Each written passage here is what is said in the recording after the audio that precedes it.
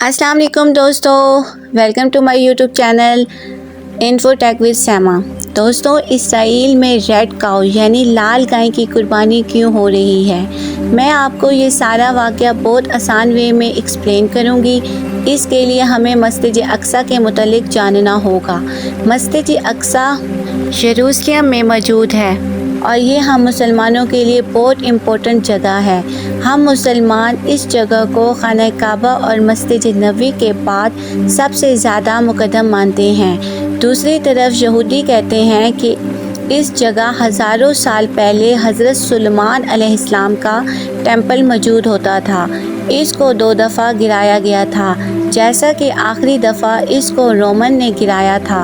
अब ये तीसरी दफ़ा यहाँ वही टेंपल तामीर करना चाहते हैं। ये लोग ये भी जानते हैं कि इस जगह से इनका मसीहा नमूदार होगा, जिसका यहूदी इंतज़ार कर रहे हैं। इसलिए मस्जिद अक्सा की जगह इनके लिए बहुत ही मुक़द्दस है। लेकिन मस्जिद अक्सा सिंपली मुसलमानों की जगह है। आज भी यहाँ सिर्फ मुसलमान इंटर हो सकते हैं। लेकिन रेड काऊ की कहानी सामने आती है। दोस्तों, सितंबर 2022 में अमेरिका से इसराइल 5 गायें मंगवाई गई। ऐसी गायें जिनको दुनिया भर में तलाश किया जा रहा था और फाइनली इनको ये गायें अमेरिका की सेल्स टैक्स से मिल गई।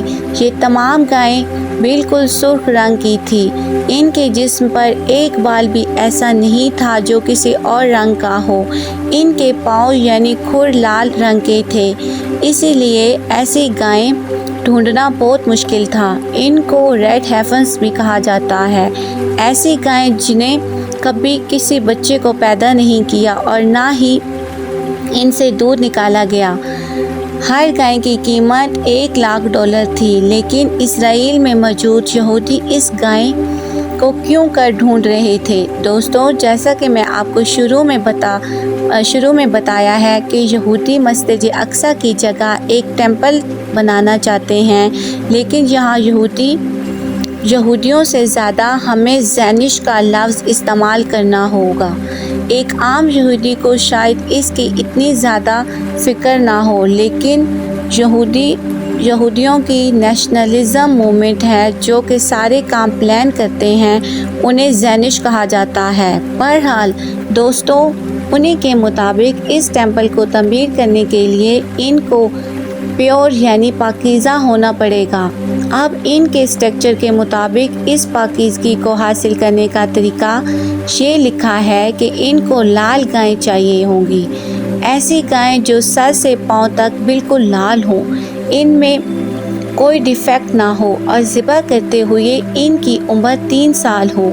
ये लोग इन काउज़ को ज़िबा करेंगे और इनको जलाकर इनकी राख को पानी से मिलाकर ख़ुद को पाकीज़ा करेंगे और फिर जाके ये मस्जिद अक्सा की जगह टेंपल तामीर करना शुरू करेंगे। इसके लिए उन्होंने एक स्ट्रक्चर भी तैयार कर लिया है जहां ये सब कुछ होगा। उन्होंने इस टेंपल का एक मॉडल भी तैयार किया हुआ है। इन काउज़ को ज़िबा करने के टूल्स भी बना लिए हैं, जैसे कि हीरे की छुरी वगैरह। उन्होंने अपनी तैयारियां पूरी की हुई हैं। ये भी रिपोर्ट सामने आई है कि ज़ैनिश ऑलरेडी मस्जिद अक्सा की बुनियादों को कमज़ोर कर रहे हैं ताकि बाद में ये इनको शहीद कर सकें। इनको इसके लिए लाल गायें चाहिए होंगी जो इनको मिल गई हैं। यहाँ तक कहा जा रहा है कि अप्रैल में ये शायद इस काऊ को ज़िबा कर दें, जिसका मतलब होगा कि मस्जिद अक्सा को शहीद करने की कोशिश करेंगे। वो जगह जो हम मुसलमानों के लिए बहुत ज़्यादा मुक़द्दस है। 1969 में भी ज़ैनिश ने ये कोशिश की थी कि जब एक आदमी डैनिक माइकल ने मस्जिद अक्सा के अंदर आग लगा दी थी, जिससे यहाँ काफ़ी नुकसान हुआ था। बहरहाल मैं बहुत आसान अल्फाज में ये कहानी आपको एक्सप्लेन कर रही हूँ, लेकिन यहाँ सवाल ये होता है कि ये कितना ख़तरनाक हो सकता है।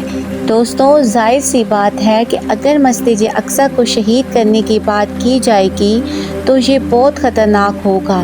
یہاں تک کہ حماس نے اسرائیل کے خلاف جنگ کی ایک وجہ یہ بھی بتائی تھی کہ یہ لال گائیں اسرائیل میں آ چکی ہیں اور اب یہ لوگ مسجد اقصی کو شہید کرنے کی تیاری کر رہے ہیں۔ لیکن آپ سوچیں گے کہ اگر اس مسجد کو شہید کرنے کی کوشش کی گئی، ایسی جگہ جو ہم مسلمانوں کے لیے بہت مقدس ہے، تو اس کا رزلٹ کیا ہوگا؟ ظاہر سی بات ہے کہ دنیا میں خطرناک جنگ شروع ہو سکتی ہے۔ 2 ارب مسلمان اس پر اپنا ری ایکشن دیں گے۔ بہرحال مجھے نہیں لگتا